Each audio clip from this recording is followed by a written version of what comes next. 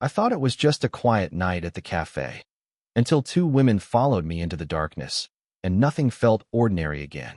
The cafe had that warm, lived-in feeling, the kind of place where the smell of roasted coffee beans mixed with the faint, comforting aroma of old wood and rain-soaked streets outside. I had chosen a corner table near the window, my notebook open but largely ignored, because sometimes the act of watching the world felt like writing without words. Outside, the rain had eased into a gentle drizzle, tapping softly against the glass, creating a rhythm that somehow made the space feel more intimate. That's when they appeared. Two women walked in together, the kind of entrance that doesn't shout for attention but somehow commands it anyway.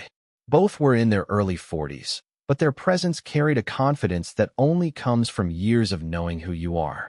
One moved with a fluid elegance, the kind that makes casual gestures seem deliberate, as if the simple act of tucking her hair behind her ear could capture the room's gaze. The other carried herself with a quiet authority, her eyes scanning the cafe with curiosity, yet when they landed on me, there was a spark of something unspoken, a recognition, maybe, or just a momentary intrigue. They ordered their drinks, their voices calm and measured, yet every syllable seemed to linger in the air longer than it should.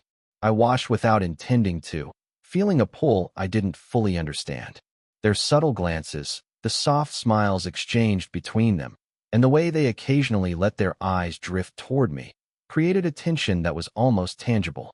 It wasn't flirtation in the obvious sense. It was something quieter, deeper, the kind of moment that suggests there's a story waiting to unfold.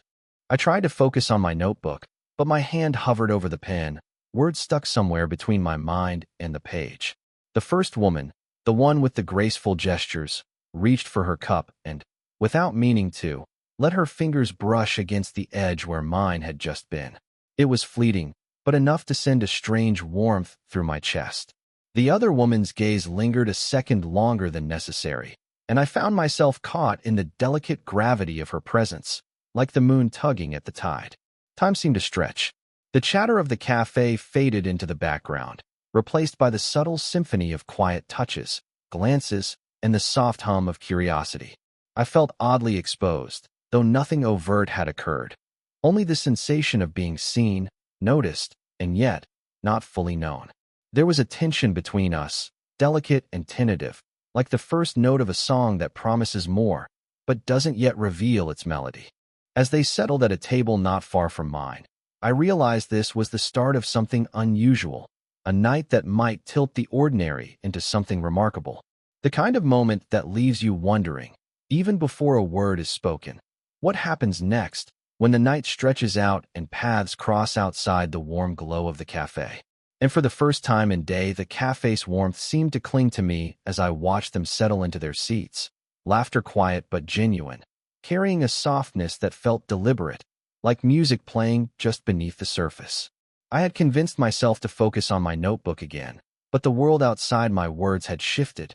There was a gravity in the way they moved, a subtle invitation to notice, to linger.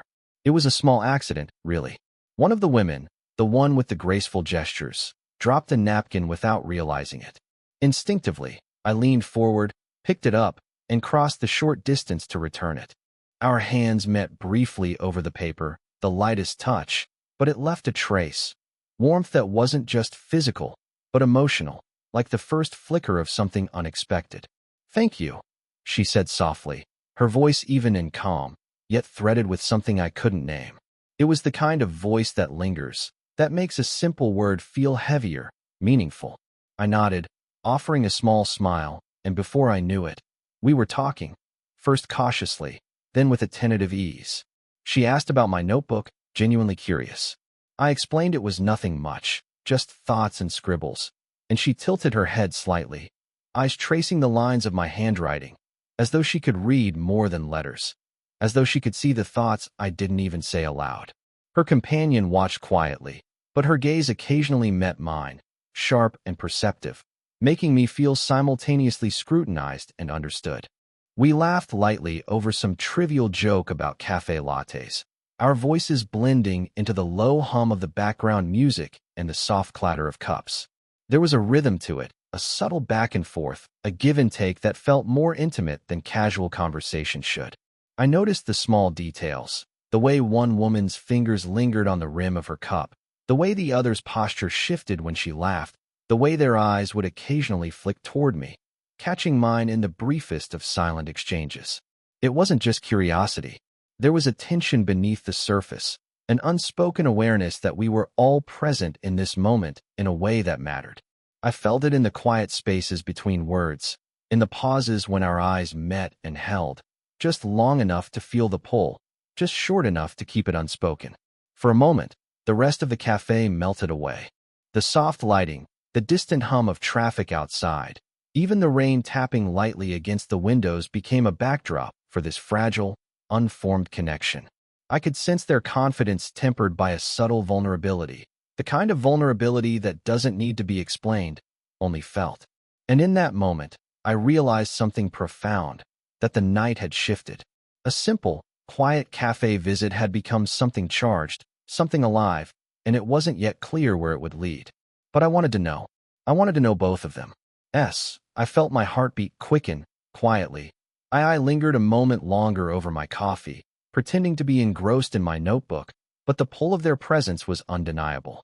When I finally stepped outside, the cool night air hit me with a gentle shock, a refreshing contrast to the warm, golden glow of the cafe. The streets were slick with rain, reflecting the scattered city lights like liquid gold. And then I saw them. Two familiar silhouettes moving gracefully toward me, as if the night itself had guided them there. "Hey," the first woman said, her voice carrying effortlessly over the quiet street. Her eyes sparkled in the dim lamplight, and the corner of her mouth curled in a soft, knowing smile. I realized then that this moment was no accident. It felt deliberate, charged with a subtle urgency.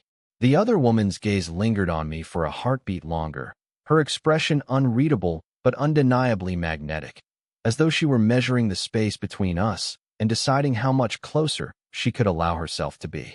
We fell into step together, the three of us moving along the narrow streets in an easy, unspoken rhythm. I was acutely aware of the small details, the faint brush of her sleeve against my arm, the warmth that lingered longer than it should have, the soft click of her heels that echoed alongside the scuff of my sneakers, the way her scent, a mixture of floral perfume and something uniquely her, hung in the air and clung to me without effort. Each brush of skin, each shared glance, felt significant, though nothing overtly romantic had yet occurred. The night itself seemed to encourage intimacy. Streetlights cast long, soft shadows, flickering in rhythm with the occasional gust of wind. Rain-slicked pavements mirrored our movements, reflecting not just the city but the subtle closeness forming between us. Our conversation meandered from casual observations about the weather and the streets to small confessions about favorite cafes, favorite songs, and fleeting memories of evenings spent alone.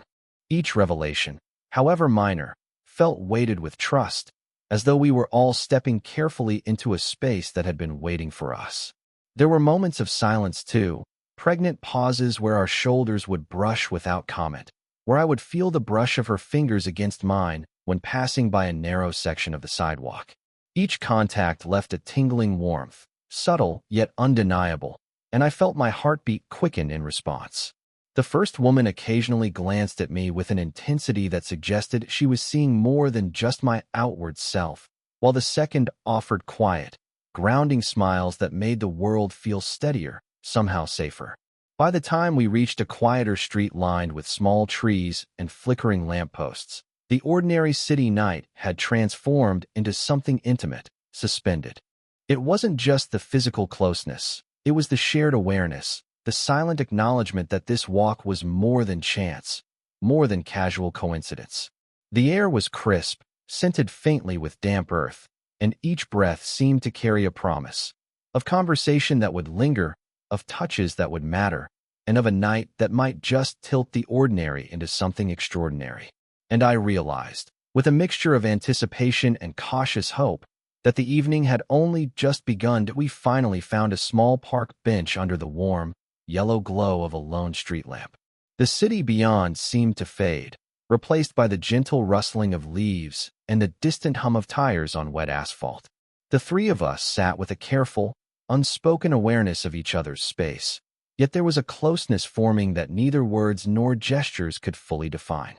The first woman, graceful, deliberate, leaned slightly forward, resting her forearms on her knees, while the other settled back with a quiet ease, her hands lightly clasped in her lap. For a while, we let silence stretch between us. It wasn't uncomfortable. Rather, it was deliberate, as if we were all adjusting to a newfound intimacy. The occasional glance, a brief brush of arms, or the subtle warmth radiating from a shared proximity was enough to make the air feel electric. Even the simple act of sharing space felt loaded with unspoken meaning. Then, gradually, our conversation shifted. The first woman spoke softly about a regret she had carried for years, a choice she wished she had made differently. Her voice was steady but fragile underneath, like glass that could shatter if handled carelessly. I found myself leaning in, genuinely attentive, drawn to the honesty in her tone. The other woman, more composed yet equally vulnerable, shared a quiet dream she had long kept to herself, something small but deeply meaningful. Her words hung in the night air, delicate and real, and I felt a rare sense of being trusted in a way I hadn't expected. Their vulnerability was magnetic. I felt compelled to respond, to share a part of myself I normally kept guarded. My voice was quieter than usual, careful with each word, as I admitted my own fears and hopes. And in that moment, something shifted. The bench, the park, the night itself became a vessel for honesty and connection. There were touches, small and meaningful. The first woman's hand briefly rested on my arm as she laughed softly, her fingers warm and grounding. The other's hand lingered near mine on the bench, a subtle closeness that invited comfort without expectation. Every touch, every glance, carried weight, not of desire alone, but of acknowledgement, of seeing and being seen. The rain from earlier had left the ground damp, and the night air was cool but not biting, carrying the earthy scent of wet leaves. Each breath of it seemed to heighten our senses, making each gesture feel more intimate, more immediate. I noticed the way her hair fell across her shoulder when she tilted her head, the quiet exhale of her laugh, the subtle rise and fall of their chests as they shared small moments of honesty. For the first time, I realized this night was more than a chance encounter. It was a rare, fragile connection, the kind that forms slowly, quietly, and insists on being felt fully. I felt a mix of wonder and trepidation, curiosity and careful hope, as if the night itself was urging us to explore the spaces between us, to acknowledge feelings that were tender, unexpected, and entirely alive. And as we sat there, letting the night stretch around us, I understood that vulnerability, when shared, could be the most powerful kind of intimacy. In anticipation, we walked again, leaving the park bench behind, but the night seemed charged in a way I hadn't anticipated. The air was cooler now, tinged with the faint scent of wet pavement and the lingering aroma of the cafe. Each step felt deliberate, measured, as if the rhythm of our movement mirrored the quiet pull between us. The street was nearly empty, the city's hum distant, allowing the subtle electricity of our closeness to take center stage. There was a rhythm developing between us, a tacit understanding of space and touch. I felt the brush of the first woman's sleeve against mine when she adjusted her coat, brief but meaningful. The second woman walked slightly behind, and when she reached to adjust a strap on her bag, her fingers accidentally brushed the back of my hand. Both touches were fleeting, almost accidental, yet each left a trace, a warmth, a shiver, a heightened awareness that made my heartbeat stutter. We fell into soft conversation again, but this time it was layered with hesitation and unspoken desire. Every sentence carried weight, not because of what was said, but because of what lingered between the words. The first woman asked about my childhood neighborhood, and I felt her curiosity, genuine and probing, in the tilt of her head, the quiet intensity in her eyes. The second shared a memory of her own youth, her voice soft but steady, and I noticed the way her hand brushed against mine as she gestured, a subtle but undeniable connection. There were pauses too, long, intentional silences where the night itself seemed to hold its breath. In one of these silences, our shoulders brushed as we navigated a narrow stretch of sidewalk. The warmth of her arm against mine lingered, a quiet reminder that we were moving closer emotionally, if not yet physically. The tension wasn't urgent or desperate. It was gentle, simmering, the kind that makes each glance, each touch, feel monumental. I found myself torn between wanting to reach out and wanting to let things unfold naturally. Their presence demanded attention, not just because of attraction, but because of the emotional depth that radiated from each of them. The first woman's laugh, light and melodic, seemed to echo against the empty street, drawing me closer. The second's soft, observing gaze held a calm steadiness that made me want to lean into it, to trust it. The night amplified everything. Streetlights cast soft, flickering shadows across our faces, highlighting the lines of experience that spoke of wisdom and vulnerability. The occasional gust of wind carried the faint scent of flowers from nearby planters, mingling with the earthy dampness of the streets. Each sensory detail seemed heightened, making the world shrink until it was just the three of us, moving together, connected by more than conversation. By the time we reached a small corner where our paths would soon diverge, I felt the tension peak, unspoken, electric, and intimate. A fleeting brush of fingers, a lingering glance, a half-smile that promised more. Each gesture was charged with potential. And as we paused, aware that the moment was temporary, I realized that this night had already changed me. The pull between us was undeniable, but it wasn't just desire. It was connection, curiosity, and the fragile promise of something real. And I knew that the most important part of the night was still to come. We stopped at a quiet corner, the hum of distant traffic softening into a low, almost protective backdrop. The streetlights flickered above, casting long, gentle shadows that made the night feel suspended, as though the world had shrunk to just the three of us. I felt a subtle shift in the air, a stillness heavy with expectation, as if the city itself was holding its breath. The first woman leaned slightly closer, her eyes searching mine with a careful intensity. "I feel like I've known you longer than I should," she admitted softly. Her words were deliberate, measured, yet layered with a vulnerability that left me momentarily speechless. It wasn't boldness, it was honesty, a quiet unveiling of something she'd kept beneath the surface. The way her fingers brushed against the small of my back as she shifted closer sent a warmth through me, grounding me even as it stirred something more primal. The second woman, sitting a step behind, offered a small, steady smile, her eyes reflecting a calm encouragement. "I think we all feel it," she said, voice low and comforting. There was no rush in her words, no pressure, only recognition, the kind that validates without demanding. Her hand rested lightly near mine, close enough to feel the warmth radiating from her, yet careful not to intrude. I swallowed, realizing how unprepared I was to articulate the pull I felt toward both of them. I wasn't expecting this, I confessed, voice hushed, almost reverent. But I can't deny it. I feel drawn to both of you, in ways I don't fully understand. For a moment, silence stretched, not awkward but profound.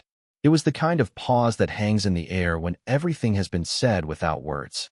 I noticed the subtle tension in their shoulders, the way they both leaned in slightly, as though closing the space between us might somehow solidify this fragile connection.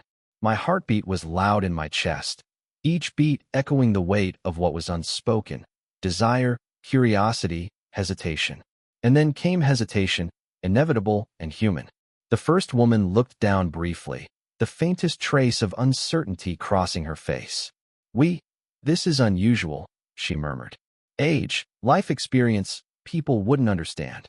Her fingers traced the edge of her coat, nervous, deliberate. I reached gently, resting my hand lightly over hers, feeling the quiet steadiness beneath the delicate motion. It wasn't a bold gesture, it was reassurance, a silent promise that whatever they felt, I was present. The second woman's gaze softened, her eyes meeting mine with warmth. "We don't have to have all the answers," she said. "We just feel it, and maybe that's enough for now."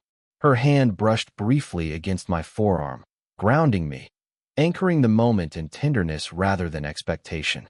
The confession hung between us, fragile but undeniable. There was no rush, no pressure, only the recognition of emotions that were real and mutual. The night itself seemed to hold us in place, each second amplifying the subtle intimacy. The brush of fingers, the warmth of shared space, the quiet acknowledgement that something extraordinary was unfolding. In that moment, I realized that hesitation wasn't a barrier, it was part of the intimacy. To admit our feelings, even tentatively, to navigate the uncertainty together, was more powerful than any decisive act could be. And as the night stretched around us, I felt the weight of that delicate, tender truth. We were on the cusp of something real, fragile, and entirely our own. The night had reached a quiet crescendo. The city lights stretched into soft glows, the streets around us nearly empty, leaving only the sound of our footsteps and the occasional rustle of leaves in the breeze. The tension from earlier, electric and almost overwhelming, had softened into a gentle warmth, like the lingering heat from a shared fire. We paused at the intersection where our paths would eventually diverge. The first woman stepped closer, her hand brushing lightly against my arm, a fleeting touch that lingered in both memory and skin. She looked up at me, eyes steady yet tender, the corners of her mouth lifting into a soft, knowing smile. "I'm glad we met tonight," she whispered, and there was a sincerity in her voice that made it impossible not to feel it too. The second woman, just a step behind, placed her hand lightly on my shoulder, a grounding presence. Her gaze met mine, calm and affectionate, and I felt a profound steadiness in her touch. "Me too," she said softly, "more than I expected." The quiet honesty in her tone, paired with the warmth of her hand, made the night feel suspended in a perfect balance between intimacy and serenity.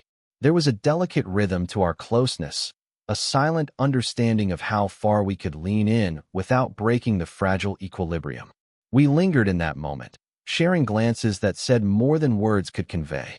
Every subtle gesture, the brush of fingers, the gentle pressure of a hand, the tilt of a head, communicated a trust and connection that had built slowly over the course of the evening. I realized, in that soft glow of streetlights, that the night had transformed all of us. The ordinary had become extraordinary. A chance encounter had evolved into something intimate, fragile, and real. The emotional tension, the vulnerability we had shared, and the quiet confessions had coalesced into a bond that felt authentic, undeniable, and beautifully human. We exchanged quiet laughter as we recalled a fleeting joke from the cafe, and for a moment, the night felt lighter, almost playful. One of the women brushed a stray strand of hair from her face, her fingers lingering near my hand, and the other adjusted her coat, letting our shoulders brush gently. Each small touch was a confirmation of what had quietly blossomed: affection, curiosity, and the warmth of mutual understanding. Finally, the moment to part came. We didn't rush it. We shared lingering glances and soft smiles, the kind that carry a promise rather than demand it. A hand rested lightly on my back as I stepped away, a subtle reassurance that the connection wasn't ending. It was simply evolving. The night, the city, and the rain-scented air seemed to echo with the memory of our time together, holding us in its quiet embrace. As I walked a few steps ahead, I glanced back to see them walking side by side, their silhouettes framed by the flickering streetlights. There was a warmth there, a quiet, shared acknowledgement that this night was a beginning, not an end. And in that moment, I understood fully. The pull, the tension, the quiet vulnerability we had shared had grown into something enduring, tender, and profoundly alive. The night wrapped around us gently, carrying with it the promise of future encounters, laughter, and moments of intimacy yet to come. And as I disappeared into the dim glow of the street ahead, I felt an unexpected certainty. We were connected, in ways that were real, respectful, and wholly unforgettable.